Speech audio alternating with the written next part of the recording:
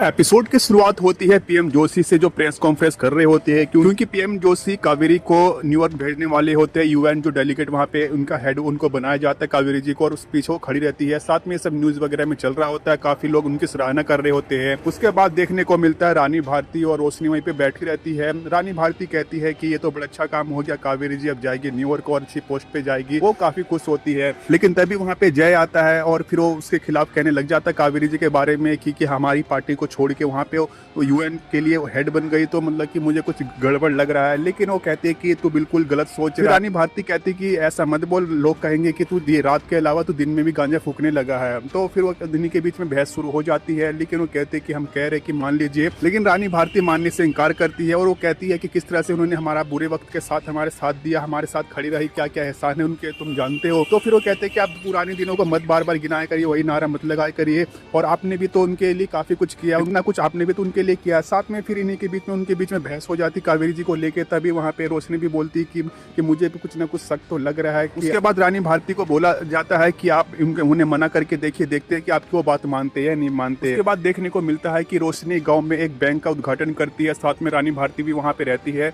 और साथ में कावेरी वगैरह भी वहाँ पे रहती है और काफी लोग उनसे खुश होती है। उसके बाद देखने को मिलता है कि जो कावेरी जी और रानी जी आपस में बात करते हैं। कावेरी जी बोलते हैं कि आपने जो सपना देखा था आपकी बेटी ने पूरा किया, हम यूएन जाके आपके, वो बोलते कि हम यूएन में इस सब के बारे में बताएंगे, आपके इनिशिएटिव के बारे में बताएंगे। लेकिन रानी भारती बोलती है कि आप वहाँ पे मत जाइए। ये सुन के वो थोड़ा शौक हो जाती है और फिर वो पूछती है कि क्यों ऐसा कह रही है आप।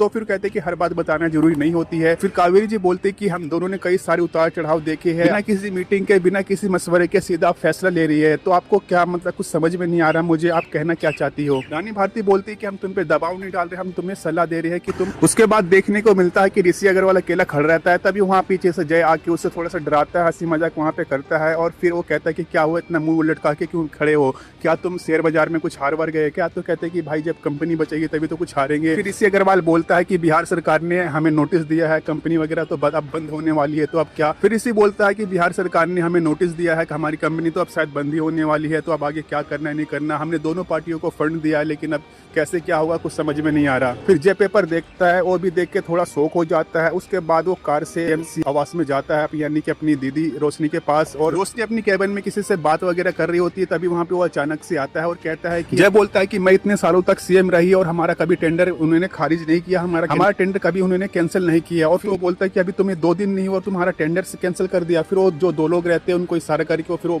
बाहर चले जाते हैं। उसके बाद रोशनी बोलती है कि बैठो, लेकिन वो कहते हैं कि हम बैठने नहीं आए। फिर वो कहता है कि ऋषि हमारा दोस्त है इसलिए उसको सब लोग टारगेट करते हैं। उसके बाद रोशनी बोलती है कि जो कंपनी चला रहा है उसमें तुम हेड ऑफ डायरेक्टर हो और उस कंपनी के अकाउंट में कुछ गड़बड़ी है, तो मैं नहीं चाहती कि ये गले का फांस बने। फिर जय बोलता है कितने सालों से वो हमारे साथ रहा है, हमारे हर दुख सुख में हमारे साथ दिया है और पार्टी के लिए फंड दिया है, और पार्टी ऐसे नहीं चल जाती जो मैं इतने सालों से सीएम बनी है, पार्टी ऐसे नहीं चल जाती, पैसे लगते हैं और पैसा रिसीव वगैरह से आता है। फिर जय बोलता है कि तुम जिस सीएम कुर्सी पे बैठी हो ना, अगर फंड नहीं आता ना तो तुम इस कुर्सी पे नहीं बैठी रहती, बल्कि मिश्रा जी यहाँ पे सीएम बने होती और तुम बाल एवं महिला विकास मंत्री बनी होती। उसके बाद रोशनी खड़ी होती है और उसके सामने जाती है और कहती है कि पिताजी ने भी ये गलती की थी, पिताजी ने भी राजनीति और बिजनेस को सही नहीं समझा, और अब तुम जानते हो ना जय उनके साथ क्या हुआ। ये सुनकर थोड़ा चुप हो जाता है। जय बोलता है कि हमें भी तुम्हें देख के मई की याद आ जाती है, क्योंकि मैं भी अपने और पराई में फर्क नहीं करती, तुम जानते हो ना किसी तरह से सत्ता के लिए उन्होंने पापा को जेल भिजवाया था। फिर दोनों में इसी बात को लेकर वहाँ पे बहस शुरू हो जाती है और जय डायलॉग भी मारता है कि दीदी तुम पहले से चंट थी या सीएम बनने के बाद चंटे हुई हो, और इसी को लेकर वहाँ पे थोड़ी सी उनके बीच में नोकझोंक बनी रहती है। उसके बाद देखने को मिलता है कि कावेरी जी और मिश्रा जी दोनों बैठे हुए रहते हैं और फिर उन्हें वो तस्वीरें मिलती है, क्योंकि वो